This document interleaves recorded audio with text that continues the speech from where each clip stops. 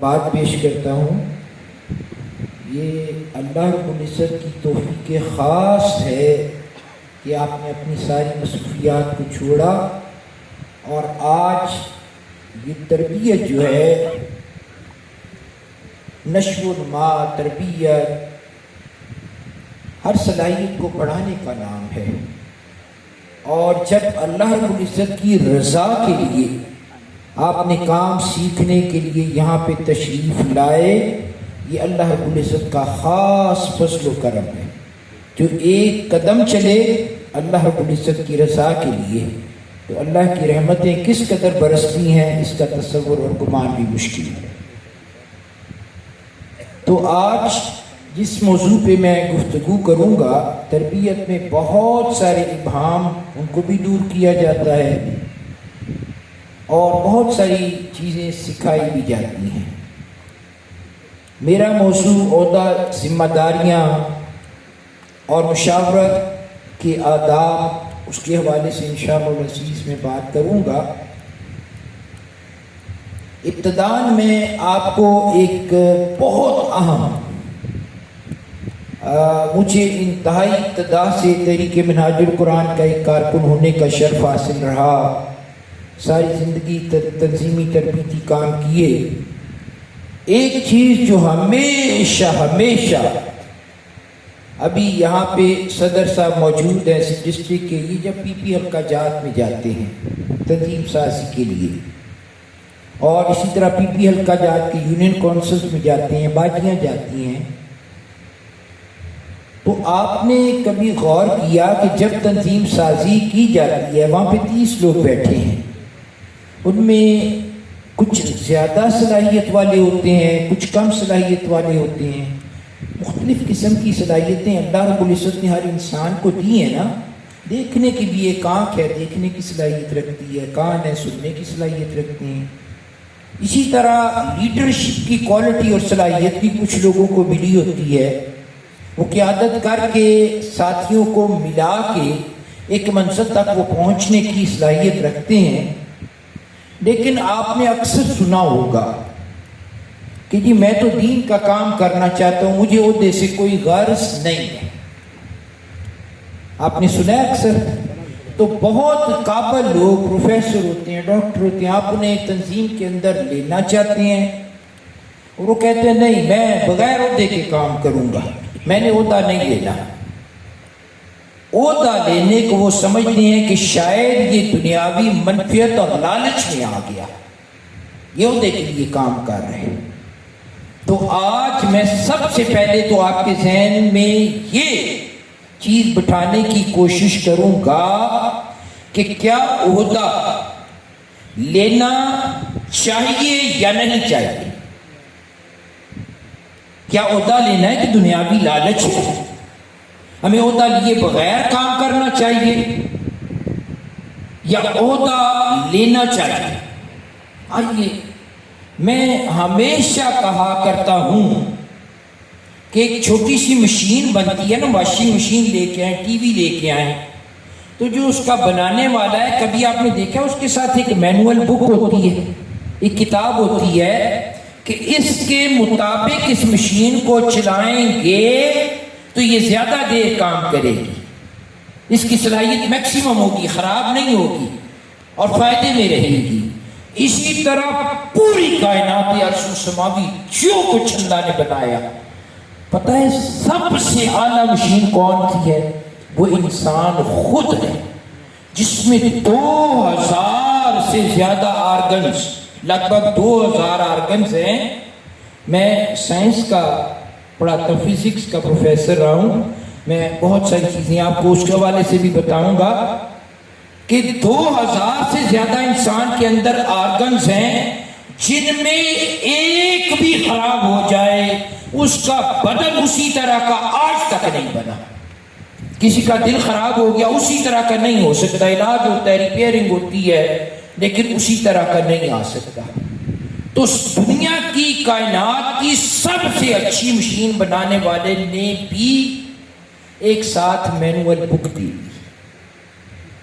کہ اس کے مطابق اگر اپنی زندگی بسر کرو گے تو یہ جو مشین انسان تو ہے نا، اس دنیا میں بھی کامیاب ہوگا، فائدے میں رہے گا، اور آخرت میں بھی تیری کامیابی تیرے قدم چومے گی۔ وہ جانتے ہیں مینول بک کون سی ہے؟ کون سی ہے مینول بک؟ قرآن پاک۔ کون سی مینول بک ہے؟ قرآن پاک۔ ہر قسم کی رہنمائی، اور پھر ایک چلتا پھرتا قرآن پاک بھی ہے جس نے پورے قرآن کو اپنے اوپر نافذ کر کے بتایا کہ قیامت تک آنے والے لوگوں کو کبھی یہ مشکل نہ ہو کہ یہ قرآن تو بہت مشکل ہے، اس میں نماز روزہ یہ ایسے مسائل ہیں کہ یہ جو ہم کریں گے تو ہمارے لیے بڑی مشکل، سخت گرمی، ایسے ممالک میں 21 22 گھنٹے کا روزہ بھی ہوتا ہے کہ 22 گھنٹے، ایک دن تو چلیں سخت گرمی میں رکھ ہی لیں گے، لیکن پورا مہینہ اور پھر پورا مہینہ کر لیں ایک دفعہ ہر سال، اتنا مشکل کام۔ تو آقا کریم صلی اللہ علیہ وسلم نے خود روزے رکھ کے بتایا کہ روزہ رکھنا مشکل کام، نماز فرض کی بار بار خیال، یعنی پہلی رہنمائی ہم قرآن پاک سے اور پھر آقا کریم صلی اللہ علیہ وسلم کے اسوہ سے دیکھتے ہیں۔ اب میں نے ایک سوال پہلے اٹھایا تھا کہ کیا عہدہ لینا چاہیے یا یہ دنیاوی لالچ ہے عہدہ؟ نہیں چاہیے۔ کیا سوال کیا تھا؟ سارے میرے ساتھ بولیں گے تو مجھے تھوڑا سا سمجھ آ جائے گی، زور سے بولیں۔ عہدہ لینا چاہیے یا نہیں لینا چاہیے؟ آئیے قرآن پاک سے رہنمائی لیتے ہیں۔ سورہ یوسف کو احسن القصص، کہ قرآن پاک کے جتنے بھی قصے ہیں سب سے بہترین قصہ کون سا ہے؟ یوسف علیہ السلام کا ہے نا قصہ، بہت سی رہنمائی ملتی ہے۔ آئیں اس کو دیکھتے ہیں۔ آیت نمبر 55 آیت جو ہے اس میں میں آپ کو انشاءاللہ العزیز پڑھ کے قال اجعلنی علی خزائن الارض انی حفیظ علیم۔ یہ یوسف علیہ السلام کا قصہ پورا تو میں نہیں بتا سکتا، اس وقت نہیں ہے۔ پتہ ہے نا انہیں جو کچھ کیا گیا، جیل خانے میں ڈالا گیا، پھر انہوں نے تعبیر بتائی خواب کی بادشاہ کو کہ 7 سال تم پہ سخت آئیں گے، 7 سال تو ایسے کرنا کہ 7 سال جو پہلے آئیں گے نا اس میں بہت زمین غلہ دے گی، تو اس میں کچھ خوشوں کے اندر ہی بند کر کے رکھ لینا، اگلے سال تھوڑا تھوڑا اس میں استعمال کرتے رہنا۔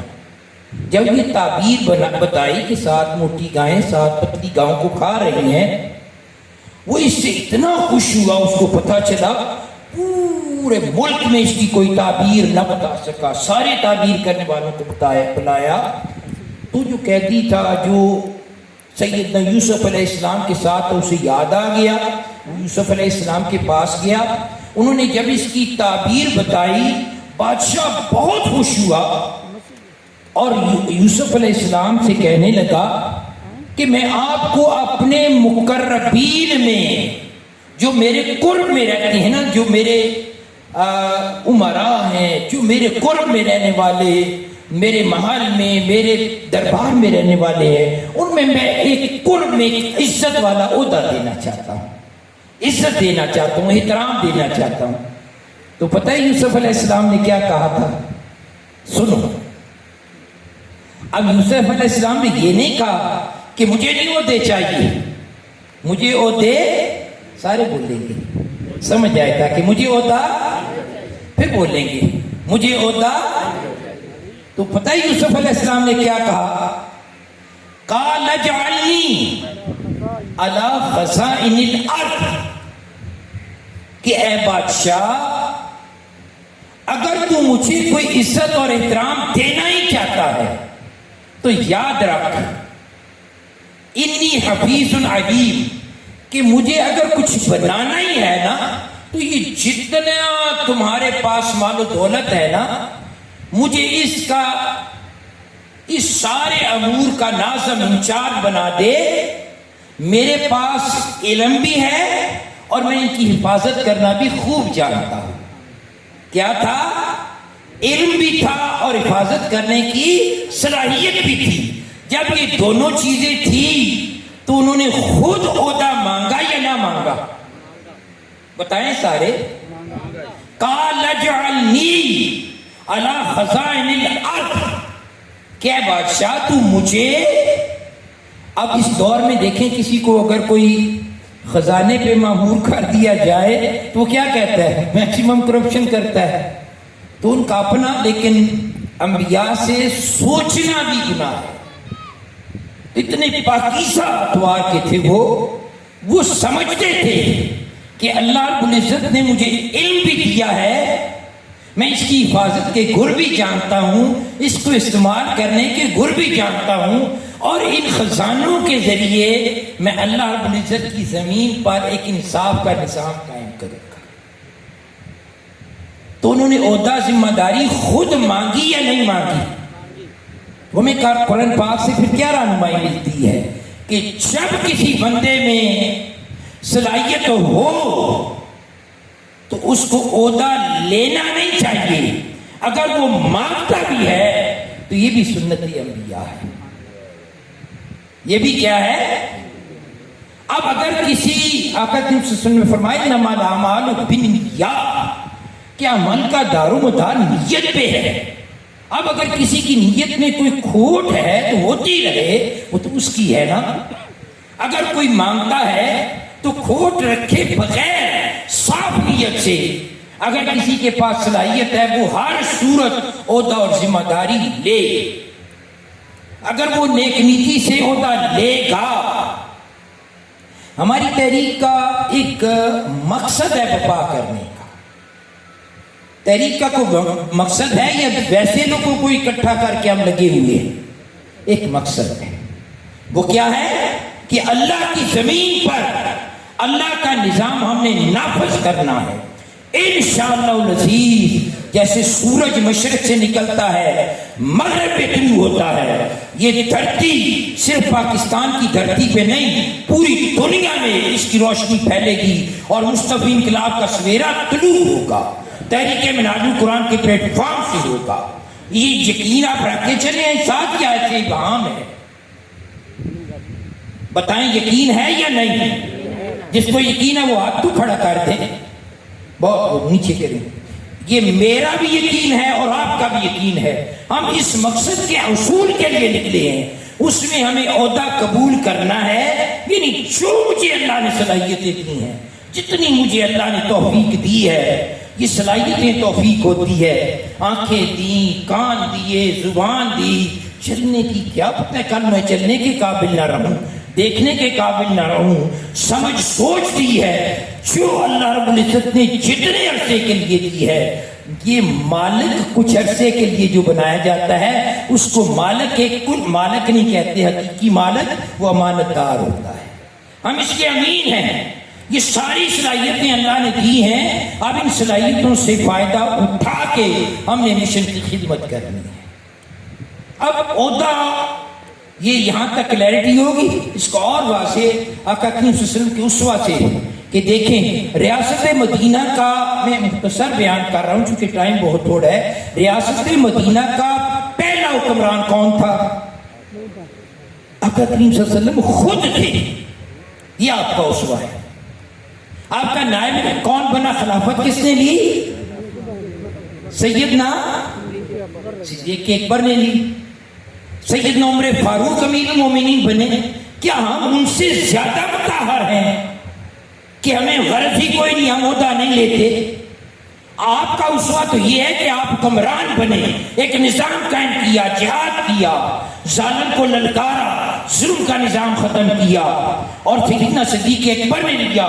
جتنے بھی لوگ تھے یہ عہدے اور ذمہ داریاں لے کے اللہ رب العزت کی دی ہوئی صلاحیت کے مطابق سب سے پہلے آقا صلی اللہ علیہ وسلم نے خود ذمہ داری لی، خود حکمران بنے اور اللہ کے نظام کو نافذ کیا.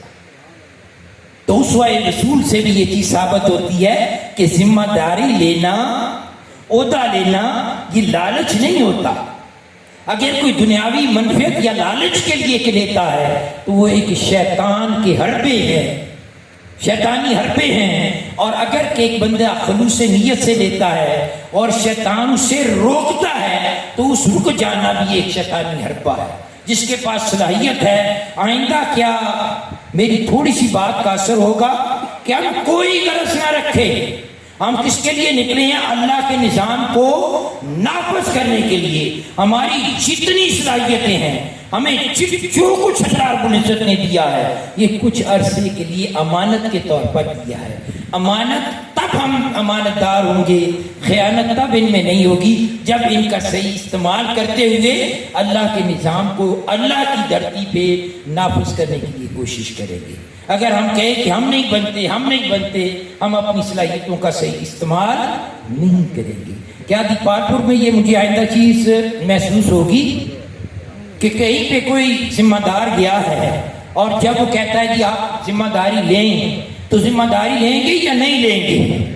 جو لیں گے وہ ہاں کر دیں، وہ برکت ملے گی ہاں کرنے میں جو آپ کو سمجھ ہی نہیں ہے۔ جس وقت آپ نے ہاں کی، زندگی کی آخری سانس تک بھی ذمہ داری نہ ملی تو انشاءاللہ العزیز اس کی برکت، رحمت اور اللہ رب العزت کی توجہ آپ کو ملتی رہے گی، اجر بھی ملتا رہے گا۔ آپ لیں گے ذمہ داری یا نہیں؟ زور سے بولے۔ اللہ رب العزت آپ کو توفیق عطا فرمائے۔ اب عہدے ہیں، مختلف ذمہ داریاں ہیں، میں 2-3 کی تفصیل بیان کرتا ہوں۔ PDF کے ذریعے وہ بھی آپ کے میسیج بھی کر دیے گئے ہیں، ریٹن فارم میں بھی آپ کو کاپی مل گئی ہے۔ انشاءاللہ العزیز اور بھی کاپیاں ہیں، وہ آپ پڑھ بھی لیں۔ میں تھوڑا سا آپ کو سمجھاتا ہوں۔ اللہ رب العزت کے فضل و کرم سے میں ڈسٹرکٹ جیلم میں پہلا ممبر تھا۔ تھوڑی سی عمر تھی، 22-23 سال، جب میں ممبر بنا تھا، یونیورسٹی میں پڑھتا تھا، تو اس وقت جماعت اسلامی کا بڑا شور تھا۔ رات کو ہمارا پروگرام تھا مرکز میں، آپ نے شاید ٹی وی پہ دیکھا ہو، منہاج ٹی وی پہ ڈائریکٹ کیا ہے، اس میں بڑی خوبصورت بات کی، تو میں اسی بات کو، میرے ذہن میں بھی وہ اسی طرح کی ہے کہ دیکھیں یہ تحریک منہاج القرآن، اس میں سہیل بڑائے صاحب بھی تھے اور یا مقبول جان بھی تھے اور اچھے بڑے اسکالر تھے، انہوں نے بڑی اچھی باتیں کی۔ وہی میں چاہتا ہوں کہ آپ کے سیر نشین کرواؤں کہ تحریک منہاج القرآن مصطفی انقلاب کی تحریک ہے نا، ہم اللہ کی زمین پر اللہ کا نظام نافذ کرنا چاہتے ہیں، اللہ کی زمین پر اللہ کا نظام نافذ کرنا چاہتے ہیں۔ اس کے لیے ہم نے مختلف عہدے، ذمہ داریاں، کوئی صدر بنے گا، کوئی ناظم بنے گا، یہ جو کچھ بھی بندہ کام کرتا ہے اس میں جو پرابلمز آتی ہیں، تو میں چاہتا ہوں کہ انشاءاللہ العزیز اس کو ایک جو میں نے بات کی تھی نا کہ جیسے میں نے جیلم میں کام کیا اور رات کو سہیل وڑائچ صاحب کہتے تھے کہ کسی دور میں ہم سمجھے، سہیل وڑائچ صاحب ایک دن جیو کے ساتھ ہے نا، وہ کہہ رہے تھے، اور میں ہمیشہ اس کو پہلے کہتا رہا ہوں کہ کسی دور میں یہ سمجھا جاتا تھا کہ پورے پاکستان میں جماعت اسلامی سے بڑا نظم کوئی بھی نہیں ہے۔ تو رات کو انہوں نے کہا تھا کہ میں کتنے ممالک کے اندر گیا ہوں، وہ پرانے دور کی بات ہے، اس وقت پوری دنیا کی سب سے بڑی منظم تحریک منہاج القرآن ہے، یعنی غیروں نے بھی قبول کیا اس کو۔ تو میں سمجھا کرتا تھا، میں بالکل اکیلا بھی ایکسپیرینس بھی نہیں تھا کہ جماعت اسلامی کی تنظیم جیلم کے اندر ان کا آفس جگہ لوگ سارے چھائے ہوئے تھے، میں اکیلا اس وقت اسٹوڈنٹ تھا۔ تو میں نے ارادہ کیا تھا کہ انشاءاللہ العزیز میں ایک دن جماعت اسلامی سے ڈسٹرکٹ جیلم میں مضبوط نیٹ ورک قائم کروں گا، اور آج اللہ رب العزت کے فضل و کرم سے حضور شیخ الاسلام کی توجہات کے صدقے تحریک منہاج القرآن اور جماعت اسلامی کا کوئی مقابلہ نہیں ہے۔ تحریک کہیں چلی گئی، جماعت اسلامی وہی کھڑی ہے۔ اس سلسلے میں ہمیں جو مشکلات، جو پریشانیاں، جو ایکسپیرینسز ہوئے، میں چاہتا ہوں وہ اس کے ذریعے آپ کی تھوڑی تربیت کروں کہ صدر کی کیا ذمہ داری ہوتی ہے۔ میں کو 15 سال تک 20 صدر بھی رہا تحریک منہاج القرآن ڈسٹرکٹ کا، 15-20 سال تک امیر بھی رہا، اور سب سے چھوٹا ڈسٹرکٹ ہونے کے باوجود یہ میری کو بہادری اللہ کا کرم ہے، حافظ آباد کے بعد سب سے چھوٹا پنجاب میں ڈسٹرکٹ جیلم ہے۔ کراچی اس کے پتہ نہیں 20 یا 100 یہ نمبر رکھ دی جائیں، کراچی، لاہور، فیصل آباد، یہ سارے بڑے ہیں اس سے، صرف 54-55 یونین کونسل ایک تحصیل کے برابر. تو کئی دفعہ مسلسل 3-4 سالوں سے، کوئی 2-3 سال تو پورے پاکستان میں اس دور میں بھی اور اب بھی ڈسٹرکٹ جیلم پہلے نمبر پہ تنظیمی نظم میں آتا رہا ہے، اور انشاءاللہ العزیز اللہ نے چاہا تو یہ سلسلہ جاری رہے گا. وہ کیا چیزیں تھیں؟ ایک تو ٹارگٹ سیٹ کیا کہ ہمیں یہ کام کرنا ہے. دوسرا صدر ناظم، ان کی میں کچھ ذمہ داریاں آپ کو یہاں پہ سمجھاؤں گا کہ صدر کیا ہوتا ہے. اس کو آپ کو ہم نے پورا PDF کی شکل میں اور اس کی شکل میں دے بھی دیا ہے. میں صرف سمجھاؤں گا کہ ڈسٹرکٹ لیول کا صدر ہو یا تحصیل لیول کا صدر ہو یا اس سے اونچا یا نیچے، جس لیول کا صدر ہے نا ڈسٹرکٹ کا ہے، اس ڈسٹرکٹ کے جملہ امور، تحریکی امور جتنے بھی ہیں ان سب کا نگران، محافظ اور کرنے والا صدر ہے. آخری پوچھ گچھ کس سے ہوتی؟ صدر سے ہوگی. کس سے ہوگی؟ صدر سے. اب صدر نے سارے کام کی نگرانی کرنی ہے. PP حلقہ جات، وہ ڈسٹرکٹ ہے تو PP حلقہ جات میں وہ تنظیمی نیٹ ورک قائم کرے گا، اور PP حلقہ جات کو پھر آگے انہیں بریف کیا جائے گا کہ آپ یونین کونسل میں بنائیں، اور یونین کونسل والے پھر آگے یونٹس بنائیں گے. یعنی صدر کی یہ پہلی ذمہ داری ہے کہ اپنی تنظیمی نیٹ ورک کو مکمل کرنا اور مضبوط کرنا. کیا پہلی ذمہ داری ہے؟ اپنے تنظیمی نیٹ ورک کو مکمل کرنا. اب 2 بندے فرض کیا تو ٹوٹل 11 افراد ہوتے ہیں ڈسٹرکٹ کی تنظیم میں، مختلف ذمہ داران، صدر، ناظم، ناظمیں، دعوت، تربیت، مالیات، نشر و اشاعت، ممبرشپ، امور خواتین، یہ 11 ہمارے ذمہ داران بنتے ہیں. ان میں سے اگر بعض اوقات ایسا ہوتا ہے کہ ڈسٹرکٹ میں 8 اچھے لوگ ہمیں ملے تو 6 کی تنظیم بنا دی. آپ کوشش کریں کہ صدر کیا کرے گا، جلد از جلد باقی ذمہ داران کی بھی تعیناتی کرے گا. اور اگر تحصیل کا صدر ہے وہ تحصیلی تنظیم کو مکمل بھی کرے، اور نمبر 2 عہدے داران باقی جو ہیں ان کو بھی کام سمجھائے. میں ہمیشہ ایک مختصر سی بات کر دوں آپ کو کہ جو 2-3 کام تنظیم کر لے گی اس میں کبھی بھی اگر یہ صدر کر لیتا ہے، یعنی اپنا ماہانہ اجلاس دفتر بنا لے، ماہانہ اجلاس کرنا شروع کر دیں. ابھی میٹنگ میں آئے گا تو میں چلیں ایک دفعہ اس کو یہ اسسٹ کرے گا کہ میٹنگ کا ایک مقررہ وقت طے کرے. پکا رکھ لیں کہ ہم نے پہلی اتوار کو صبح 9 بجے میٹنگ کرنی ہے، پورا سال اس میں تبدیلی نہ کرے، اور اس کے اختتام کا وقت کہ ہم نے 11 بجے ختم کرنا ہے. یہ کام کر کے دیکھیں کہ انشاءاللہ برکت کیسے آئے گی. میں چلیں ویسے اس لیے نہیں کہ کوئی اپنی بہادری، میں ایکسپیرینس بتانا چاہتا ہوں کہ تقریباً 15 سے 20 سال میں ڈسٹرکٹ کا امیر رہا. تمام ڈسٹرکٹ کے عہدے داران، باقی فورمز کے صدر ناظم، سارے فورمز کے، اور تمام تحصیلی امراء اس کے ممبر تھے. یہ کچھ 36 افراد بنتے تھے، 35-36، اور 15 سال تک میں ڈسٹرکٹ کا امیر 15 سے 20 سال تک رہا. ایک دفعہ بھی ایسا نہیں ہو سکتا کہ 33-34 جو 1-2 بندے کم ہوتے تھے وہ بغیر اجازت کے گھر میں بیٹھے رہے. دور دور تحصیلیں تھیں، 70 میل دور تھیں، لیکن ہر کوئی وقت پہ آتا تھا. اور اگر اس کے لیے ٹائم مقرر کریں، آپ بھی کریں، میٹنگ میں یہ چیز آئے گی کہ میں کہتا تھا کہ اگر 9 بجے کا ٹائم ہے تو صدر یا امیر ایگزیکٹ 9 بجے آئے، ناظم اس سے 15-20 منٹ پہلے آئے، اور باقی ارکان جو ہے ان کو 15 منٹ کی چھوٹ. 9:15 بجے دعا ہوتی تھی، اور 9:15 سے 9:16 پہ جو بھی آتا تھا وہ جرمانہ پے کرتا تھا، اور پھر اس سے ہم جو اس کا دفتری اخراجات میں اس دن کی انٹرٹینمنٹ ہوتی تھی نا، چائے بسکٹ وغیرہ، وہ کر لیتے تھے. تو یہ 15 سے 20 سال تک کسی ایک امیر نے دور 70 میل سے پیڈی خان سے آتے تھے، سخت سردی میں موٹر سائیکل پہ بھی، لیکن وقت پہ پہنچتے تھے. کیا کرنا ہے کہ ایک دن اور اس کے لیے ایک ٹائم. یہ نہیں کہ آج صدر صاحب مصروف ہیں، آج ناظم صاحب، کوئی بھی مصروف ہو کوئی بات نہیں، ایک مصروف ہے کوئی بات نہیں. آپ نے اپنے دفتر کے اندر رکھیں اور میٹنگ کے لیے ایک ٹائم شیڈول کریں. مثلا پہلی اتوار رکھ لیتے ہیں, ہر صورت پہلی اتوار کو ہو. 10 بجے ٹائم رکھتے ہیں, 10 بجے ہو, اور 12 ختم کرنے کا رکھتے ہیں تو 12 بجے ختم ہو جائے.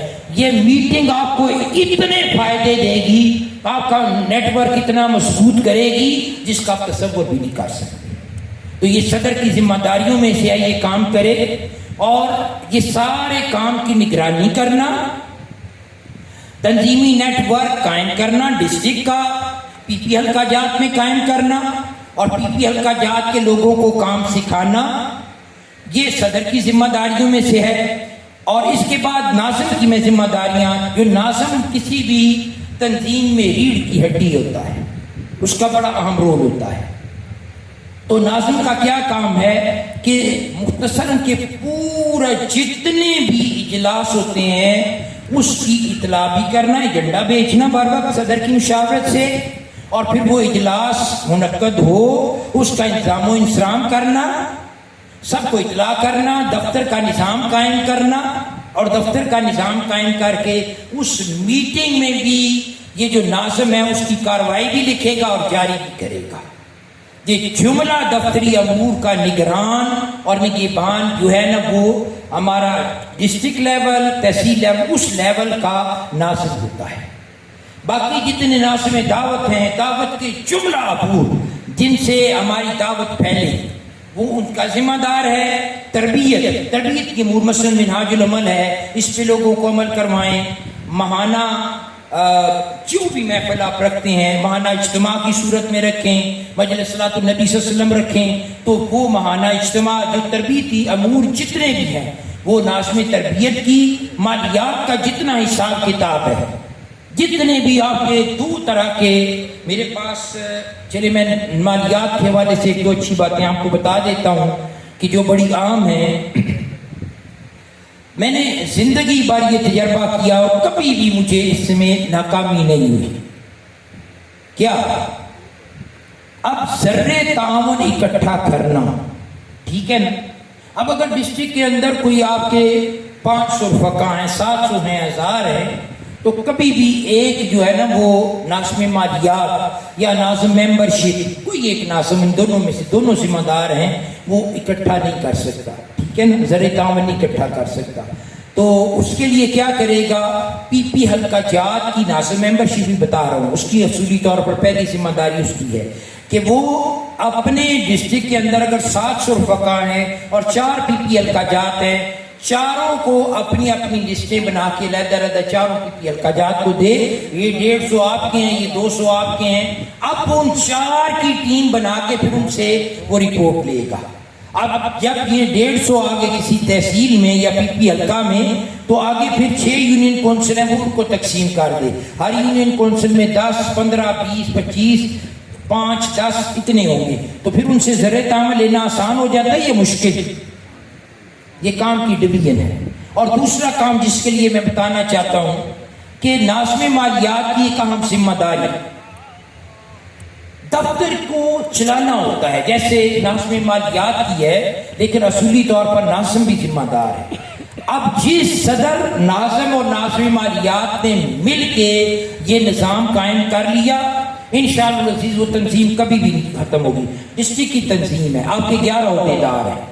میں کہتا ہوں کہ کبھی بھی میرا ایکسپیرینس ہے تقریباً 40 سال کہ جس بندے نے وفاداری کی ہے مشن کے ساتھ اور مشن پہ کچھ خرچ کیا ہے, اب یہ اللہ کا وعدہ ہے نا کہ 70 نہیں بلکہ قرآن پاک میں دیکھیں تو آپ کو پتہ چلے گا کہ 700 گنا سے بھی زیادہ, کتنا زیادہ, جتنی اخلاص نیت کے ساتھ کوئی بندہ خرچ کرتا ہے, اللہ کی راہ میں خرچ کرتا ہے, اللہ رب العزت اس کو اتنا نوازتا ہے, بے شمار مثالیں میں آپ کو تحریک منہاج القرآن سے دے سکتا ہوں. اور ایک اور بات جو میں عموماً کبھی شاید بہت کم کی ہو یا پہلی دفعہ کر رہا ہوں کسی اسٹیج پہ, ویسے کی ہوگی کہ جن لوگوں نے مشن کے ساتھ وفاداری نہیں کی, غداری کی, میں یہاں پہ بڑی ذمہ داری کے ساتھ آپ کو بتا رہا ہوں, جن لوگوں نے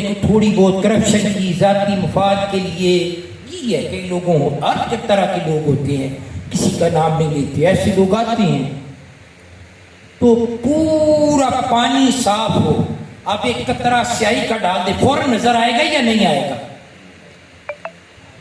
تو میرا خیال ہے اللہ رب العزت نے یہ ذمہ داری لے لی ہے کہ جو اس میں گڑبڑ کرے گا نا اس کو نکال باہر بھی کرے گا. اور میں نے لوگوں کو یہ کہتے ہوئے مجھے تو میں ان کے لیے بھی ہدایت کی دعا کرتا ہوں, اتنا دنیا میں پریکٹیکلی فزیکلی ایک بڑے افسر تھے کہ انہیں چوک میں کھڑے کر کے جوتے مارے گئے. انہوں نے مشن والوں نے نہیں مارے, یہ نہ سمجھے کہ مشن نے بدلا دیا, مشن کو انہوں نے چھوڑا, ذلیل کیا لوگوں کو کچھ اس طرح کے ذاتی منفعت لالچ کے لیے. تو بڑا افسر تھا, اس کو چوک میں کھڑا کر کے صحیح جوتے کسی اور جماعت کے بندے نے مارے. اتنے ذلیل ہوئے اس دنیا میں بھی جس کا تصور نہیں ہے کہ اللہ کے ساتھ کوئی دھوکہ کرے. کیا ممکن ہے کوئی دھوکہ کر سکتا ہے؟ وہ اپنے نفس کے ساتھ, اپنے آپ کے ساتھ دھوکہ کرتا ہے. جن لوگوں نے اس مشن کے ساتھ وفا کی ہے اللہ رب العزت نے انہیں بہت نوازا ہے. تو ناظم مالیات ایک کام اگر کر لینا کہ اگر ڈسٹرکٹ کے 11 عہدیداران ہیں, سب سے پہلے صدر سے اپنے مقامی سسٹم کو چلانے کے لیے بات کر رہا ہوں. یہ نہ کہیں کہ فلاں بندہ جو امیر ہے غریب ہے فلاں دے دے فلاں دے. جب بھی کوئی آپ کا یہ پروگرام آیا ہے تو ہم دیکھنا شروع کر دیں, نہیں, یہ نظم نہیں ہوتا, تنظیم مضبوط نہیں ہوتی. بلکہ 11 لوگ ہیں نا تو 11 لکھوا دے. کبھی بھی نہ کہیں اگر ایکسپیکٹ پوسٹ ہے وہ کہتا ہے میں 100 روپیہ مہینہ دوں گا. کبھی جس نے لوگوں کے سامنے کسی کی سرزنش کی یا جس کو ذلیل کرنے کے لیے کوشش کی, اللہ رب العزت اسے یہاں پہ ذلیل کرے گا. بالکل سفید پوشوں کا خیال رکھے. کوئی 10 روپے ہی دیتا ہے 10 نہیں دے, لیکن 11 کے 11 لوگ اپنا لکھوائیں. جو 5000 دیتا ہے ماہانہ, وہ ماہانہ ذرے تعاون اس کو کہتے ہیں. کیا کہیں گے؟ ماہانہ ذرے. منہاج القرآن ویمن لیگ کی بیٹیاں بہنیں یہ بھی یہ کریں, یوتھ لیگ والے اپنا ڈسٹرکٹ کا ایک نظم قائم کریں, تحصیلوں والے بھی ایسے. یہ ماہانہ ذرے تعاون جتنے عہدیداران ہیں وہ سب سے پہلے اپنی طرف سے لکھوائیں کہ میں 1000 دوں گا, میں 2000 دوں گا ماہانہ, میں 5000 دوں گا, میں 200 دوں گا, میں 100, میں 50, 10, سب کچھ نہ کچھ دینے کی کوشش کریں. جتنا کوئی دے گا اللہ رب العزت 700 کیا اس سے بھی کئی گنا زیادہ دے گا, کیونکہ اسے حاجت نہیں, وہ صرف ہمارا دیکھنا چاہتا ہے. اور پھر اس کے بعد دوسرا کام یہ کرنا ہے کہ اس ڈسٹرکٹ والے ڈسٹرکٹ لیول پہ مومنین بنائیں. کہ کوئی ایسے لوگ ہوتے ہیں جن کے پاس عہدہ تو نہیں ہوتا لیکن خلوص ہوتا ہے, ان کا دل کرتا ہے کہ ہم تعاون کریں. اس طرح کے 10, 15, 20 جتنے پاسبل ہیں, کوئی 1000 روپیہ دینے والے ہوں گے, کوئی 2000, کوئی 500. اس طرح آپ کا دفتر کا نظام انشاءاللہ العزیز کبھی نہیں رکے گا. میں نے آج سے کوئی 30 سال پہلے, کوئی 90 کے قریب کی بات ہے, ہم نے جیلم میں جلسہ کیا. آج سے 30 سال پہلے آپ کو پتہ ہے ہم کتنا جو زیادہ دینے والے ہوتے ہیں نا, جو اس سے گزٹڈ کلاس 1 میں نے میرا لیکچرشپ جوائن کی تھی تو 2000 تنخواہ تھی. تو اس دور میں تو بہت تھوڑی پیسے 50-100 روپیہ لوگ دیتے تھے, جو زیادہ دیتے تھے اس سے کم دینے والے بھی ہوتے تھے. اور ڈسٹرکٹ جیلم کے اندر کو 15-20 لوگ تھے ٹوٹل میرا اتنا. اور قائد محترم کا جلسہ آ گیا. جیلم سب سے بڑا شاندار چوک ہے, وہاں پہ ہم نے آرگنائز کیا. میں نے کوئی مجھے پتا نہیں, سب سے بڑا لیڈر اس وقت میں ہی تھا. آج سے 30 سال پہلے میں کتنا سا رہوں گا, نہ کوئی تجربہ نہ کچھ, کوئی پتہ نہیں تھا. اور وہاں پہ لوگ جماعت اسلامی والے مذاق کرتے تھے کہ اتنا بڑا انہوں نے ارینجمنٹ, یہ بہت پیچھے شاندار چوک سے لگایا اسٹیج, انہیں تو پتہ ہی نہیں یہاں پہ ان کی بےزتی ہوگی, یہاں پہ کون آئے گا. اس وقت قبلہ کو بھی کم لوگ جانتے تھے, تحریک کو بھی, تو کون آئے گا وہ مجھے نہیں پتا, تھوڑے سے لوگ تھے. لیکن اتنا پتہ ہے کہ ہر روز شام کو, ہر روز دن کو ہم بیٹھ کے حساب کتاب جو ہوتا تھا ہم کرتے رہتے تھے. کیا ہم نے کر لینا تھا, نہ تجربہ. میں آپ کو بتاؤں کہ مجھے تو وہ بجلی کا کنیکشن کیسے لیتے ہیں واپڈا والوں سے جلسے کے لیے یہ بھی نہیں پتا تھا, اور سب سے بڑا لیڈر میں ہی تھا اس وقت. لیکن وہ جلسہ جب کسی چیز کا نہیں پتا تھا جو حقیقت ہے, تو لیکن جب وہ جلسہ وہ کوئی ہم نے کوئی اللہ نے کرم کیا, کوئی 27,000 اشتہارات ہم نے بنوائے. 27,000 اور 3-4 دن 5 دن پہلے 3-4 دن 24 رات 10 بجے تک اعلان کرتے رہتے کہاں سے پیسے آئے، کہاں سے بندے آئے. اور آخری دن قبلہ میرے گھر میں تھے کہ ہم ذرا، میں نے کہا بندے ہو جائیں تو قبلہ کو بلاتے ہیں. تو قبلہ اس کا ٹیلی فون کا انتظام تھا، ابھی وہ شروع ہی ہوا تو ادھر سے ٹیلی فون پہ ٹیلی فون جلدی لے کے آئے. وہ وہاں پہ ہم نے 100 بندہ سیکیورٹی کا کھڑا کیا، رسے لگائے، نہ وہاں پہ کوئی رسہ رہا نہ بندہ رہا. اور شاندار چوک کیا جیلم کی تاریخ میں اتنا بڑا اجتماع آج تک کوئی نہیں کر سکا. بے نظیر آئی، نواز شریف یا جو بھی آیا، سب سے بڑا اجتماع ہوا. تو اللہ کی مدد اس طرح اترا کرتی ہے. آپ اللہ پہ بھروسہ کریں انشاءاللہ العزیز اللہ رب العزت. تو یہ صدر اور ناظم کی ذمہ داریاں تھیں. اب آخر میں تھوڑا سا میٹنگ کے حوالے سے، تو میٹنگ کے حوالے سے مشاورت، تو مشاورت کا سب سے اہم جز، مشاورت مختلف لیولز پہ کی جاتی ہے. میں صرف میٹنگ کے حوالے سے تھوڑی سی، مشاورت کا ایک اہم ٹول وہ میٹنگ ہے. میٹنگ کے 3 حصے کر لیں کہ تیاری میٹنگ سے پہلے، قبل از میٹنگ، اور میٹنگ کے دوران اور میٹنگ کے بعد. میٹنگ کے کتنے حصے ہوتے ہیں؟ 3 حصے. ایک تیاری ہوتی ہے، پہلے کیا تیاری ہے کہ ہر وقت، یعنی جیسے آپ میں نے کہا پہلی اتوار رکھ لیں، جب وہ ڈیٹ آئے اس سے پہلے تمام جتنے آپ کے ممبران ہیں ان کو یہ ناظم کی ذمہ داری ہے کہ اس میٹنگ کے لیے ہر وقت، پہلے ہم لیٹر لکھا کرتے تھے، اب لیٹر نہیں ہے تو کسی ذریعے سے بھی، وہ SMS کے ذریعے، جس ذریعے سے بھی آپ بھیجنا چاہتے ہیں سب کو میسج بھیجنا بر وقت اور کنفرم کرنا کہ واقعی آپ کو اطلاع مل گئی ہے، یہ ناظم کی ذمہ داری ہے. اور میں نے کہا دن طے کر لیں. وہاں پہ میٹنگ کے دوران میں ایک بات جو مشاورت کے حوالے سے بھی بڑی عام ہے وہ آپ کو کہنا چاہوں گا، جو سمجھانا چاہوں گا آج کی مشاورت کے حوالے سے، جو بڑی عام بات ہے.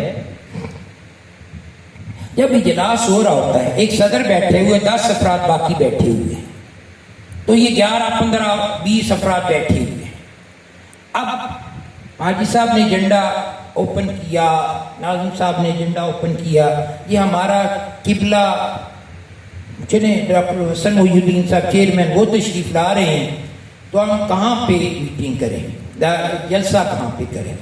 کچھ لوگ کہیں گے یہ چوک میں ہونا چاہیے، کچھ کہیں گے یہ گراؤنڈ میں ہونا چاہیے، MND کی باتیاں بیٹھی ہوئی نہیں، یہ ہال میں ہونا چاہیے. کوئی کچھ کہے گا، کوئی کچھ کہے گا، عوامی تحریک والے. تو ہر بندے کی اپنی اپنی رائے، یہ مشن کے حوالے سے زیادہ اچھا سمجھتے وہ رائے دے گا نا، دے گا یا نہیں دے گا. اب کیا کسی بندے کے لیے کوئی سمجھتا ہے کہ یہاں پہ ہونا چاہیے، اگر کوئی بندہ کراس کویسچننگ شروع کر دے گا، ناظم صاحب نے کہا جی یہ اس گراؤنڈ میں ہونا چاہیے، دوسرے جس نے کہا تھا چوک میں ہونا چاہیے، وہ تم ڈرتے ہو یار چوک میں ہوگا تو کیا ہم بندے اکٹھے نہیں کر سکتے. وہ ڈائریکٹ کراس کویسچننگ شروع ہو جاتی ہے. ہوتی ہے یا نہیں؟ ہوتی ہے یا نہیں؟ یہ شر ہے، یہ انتشار ہے، فتنہ ہے. ایک صدر ہوتا ہے مجلس کا، جو صدر ہو، امیر ہو، سارے اپنی اپنی رائے دیں، اپنے دلائل دیں. جو یہاں پہ کہتا ہے کہ یہاں پہ ہونا چاہیے، دلائل دیں، یہ کھلا گراؤنڈ ہے، اس میں ہم محفوظ ہیں. کوئی بیٹیاں دینا ہال کا دینا چاہتی ہے، ہال میں یہ ہم محفوظ ہیں، دہشت گردی ہے. کوئی چوک میں نہیں، یہ ہمیں اس طرح کرنا چاہیے. ہم مختلف قسم کی رائے آئے گی نا. اب رائے جو بھی آئے گی اس کے مطابق وہ صدر سب کی رائے سن لے گا. صدر رائے سننے کے بعد ایک فیصلہ کرے گا. اب یہ تو نہیں ہو سکتا کہ جلسے کو 3-4 حصوں میں تقسیم کر دیں، پہلے ادھر پھر ادھر پھر ادھر. یہ پاسبل ہے؟ ایک رائے ایک بندے کی تسلیم کی جائے گی، باقی کی رائے جو ہے وہ نہیں ہوگی. ایک پہ ہی آپ نے کرنا ہے نا. بتائیں مجھے، یہ سمجھ آ رہی ہے؟ کتنی جگہوں پہ کریں گے آپ جلسہ؟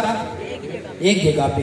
اب جن کی رائے جو ہے وہ نہیں مانی گئی، جن کی رائے نہیں مانی گئی، اگر وہ رائے ان کی بے شک بعد میں اچھی ثابت ہو، جب ایک فیصلہ ہو جاتا ہے نا، صدر صاحب اناؤنس کر دیتے ہیں کہ یہ رائے ہو گئی، یہاں پہ جلسہ ہوگا، اس کے بعد وہ ان کی رائے نہیں ہوگی، یا جس بندے نے رائے دی ہوگی اس کی نہیں ہوگی. 15 افراد بیٹھے ہیں تو 15 افراد کی وہ رائے ایک ہی ہوگی کہ جلسہ یہاں پہ ہونا چاہیے. اس سے باہر نکل کے جس بندے نے رائے دی تھی کہ میں تو بڑا کہا جی انہیں کہ وہ گراؤنڈ میں کر لیں, میں نے بڑا کہا ہے کہ وہ آپ دیکھیں یہاں پہ گراؤنڈ کا نہیں ہوا, ہال کا نہیں ہوا, وہ چوک میں انہوں نے رکھ لیا, تو چوک میں تو غلط ہے. جو آپ نے فیصلہ کیا اس سے ہٹ کے کوئی بات کرتا ہے, جو ہٹ کے بات کرے گا وہ نہ صرف خود ابلیس ہے, فتنہ پرور ہے, مشن کا وہ غدار ہے. باہر نکلے گا, جو فیصلہ ہو گیا وہ کیا ہوگا؟ سب کا فیصلہ ہوگا. یہ ہے مشاورت کا سب سے بڑا عام ادب. مشاورت کا پہلا ادب کیا ہے کہ جو میٹنگ میں اپنی رائے دیں, صدر صاحب رائے لیں, جس لیول کا ہے, تحصیل کا ہے, وہاں پہ کوئی پروگرام ہے, فیصلہ ہے, کھانوں کا ہے, اکٹھی کرنی ہے, کہتے ہیں اکٹھی کرنی, دوسرے کہتے ہیں کوئی فائدہ نہیں ہے, تیسرا کہتا ہے وہاں پہ کریں, کیمپ لگائیں. اب مختلف رائے جب آ جاتی ہیں اور کوئی ایک فیصلہ ہو جاتا ہے, جو بھی فیصلہ ہوگا وہ جتنے لوگ بھی وہاں پہ موجود ہیں سب کا مشترکہ فیصلہ ہوگا, سب کا وہ کمبائنڈ ڈیسیژن ہوگا. اور اس سے کوئی جو باہر جا کے کہے گا نہیں میں نے تو یہ کیا ہی نہیں, وہ مشن کا ہم یہاں پہ آئے ہیں کچھ اپنی دنیا اور آخرت سنوارنے کے لیے, تو اس کی دنیا سنورے گی نہیں, بگڑ جائے گی. لہٰذا ایسی کبھی بھی کوئی ایکٹیویٹی نہ کریں, تو سب کا متفق کا فیصلہ ہوگا. تو یہ مشاورت کے آداب میں سے پہلا ہے. اور آخر میں ایک تھوڑا سا یہ مشاورت اس طرح کرنی ہے, سارے فیصلے جو ہیں وہ بامی مشاورت سے ہر ایک سے مل جل کے. ماں باپ کا ایک بات بتا دوں تو کہ ماں باپ میں سب سے زیادہ جو امپورٹنٹ چیز ہے, ہم ڈیسیژن کرتے ہیں کہ اس مہینے میں جی ہم نے دیپالپور ڈسٹرکٹ میں 100 رفیق بنانے ہیں. ایک فیصلہ ہو گیا, وہ 10-10, 20-20 ہر فورم میں تقسیم ہو گئی, بیٹیوں کو بھی مل گیا, بچوں کو بھی مل گیا, بھائیوں نے بھی لے لیا, سب نے لے لیا. جب وہ فیصلہ ہو جاتا ہے اور پھر 1 مہینہ صدر صاحب و ناظم صاحب سو جاتے ہیں, وہ آگے فردر ڈسٹریبیوشن نہیں کرتے کہ ڈسٹرکٹ میں 100 بنانے ہیں, ہر پی پی میں کتنے کتنے بنانے ہیں, اور پی پی حلقہ کا صدر پھر آگے اس کا ڈسٹریبیوشن نہیں کرتا. اب صدر کی ناظم کی یہ ذمہ داری ہے کہ 4 یا 5 جتنے پی پی حلقہ جاتے ان کے صدور سے پہنچے, دوسرے دن تیسرے دن کہ آپ نے میٹنگ کر کے آپ کو 20 کا ٹارگٹ ملا تھا, آپ نے تقسیم کر دیا یونین کونسلوں میں. اگر اس چیز کو فالو اپ کہتے ہیں, اور فالو اپ جب کریں گے تو اگر فالو اپ کریں گے تو انشاءاللہ العزیز وہ ٹارگٹ اگر 100% نہیں تو بہت زیادہ اچیو ہو جائے گا. اور میٹنگ کا ایک عام پوائنٹ ہوتا ہے کہ اس میں ایک تو مشاورت کے ساتھ فیصلے کریں, اور میٹنگ کے دوران کیا کرنا ہے, ایک بات اور یاد رکھیں کہ پچھلے ماہ کی کارکردگی کا جائزہ, اگر ماہانہ میٹنگ ہو رہی ہے 2 مہینے بعد ہو رہی ہے تو 2 مہینوں کی جائزہ لینا ہے, اور اگلی پلاننگ کرنی ہوتی ہے. میٹنگ کا عام کام کیا ہوتا ہے, پچھلا جائزہ اور اگلی پلاننگ کرنی ہوتی ہے باہمی مشاورت سے. میٹنگ کا اہم کام کیا ہوتا ہے کہ پچھلے کام کا کیا کرنا ہے, جائزہ لینا ہے, اور اگلے کام کی پلاننگ کرنی. کس طریقے سے, مشاورت کے ذریعے سے. اگر آپ نے یہ کام کیا تو انشاءاللہ العزیز ہر عہدیدار. اچھا ایک اور کام آپ کو بتاتا ہوں, میں نے تھوڑا سا بتانا تھا کہ صدر, ناظم مالیات, کچھ حد تک میں نے بتایا, ہر ایک کی ایک ذمہ داری ہے, ہر ایک کی اپنی ذمہ داری, ہر کوئی اپنے اپنے حصے کا ذمہ دار بھی ہے, اور اس سے پوچھا بھی اس کے حصے کا جائے گا. ہر کوئی اپنا کام کرے گا تو گاڑی منزل مراد تک پہنچ جائے گی. ہم نے یہاں سے جانا ہے لاہور, 30 بندے ہیں, 4 بندے ہمارے پاس ورکر موجود ہیں. ایک ہمارے پاس ڈرائیور ہے, ایک کنڈکٹر ہے, ایک ٹکٹ دینے والا ہے, ایک ویسے مکینک سے کم بٹھا لیتے ہیں کہ خراب ہو تو چیک کر لیں. ہر کسی کی اپنی اپنی ذمہ داری ہے. ڈرائیور کا کام کرے, کنڈکٹر گائیڈ کرے, رہنمائی کرے, خراب ہو جاتی ہے مکینک کام کرے. ہر کوئی اپنے اپنے حصے کا کام کرے. ڈرائیور اگر گاڑی چلا کے یہاں سے لاہور جاتا ہے, اگر خراب ہو جاتی میکینک ٹھیک کر لیتا ہے تو گاڑی لاہور پہنچ جائے گی یا نہیں؟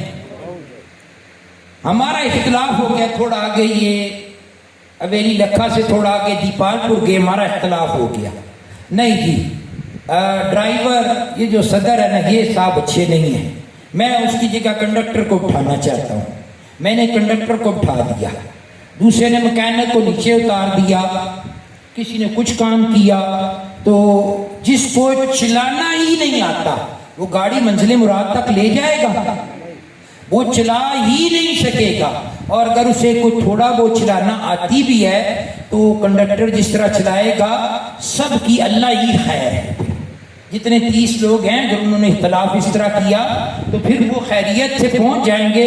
تو یہ اللہ رب العزت کا کمال ہے, ان کا کوئی کمال نہیں ہے. لہذا جس کی جو ذمہ داری ہے, صدر اپنے حصے کا کام کرے, ناظم اپنے حصے کا کام کرے, ناظم مالیات اپنے حصے کا کام کرے, ہر کوئی اپنا اپنا کام کرے گا.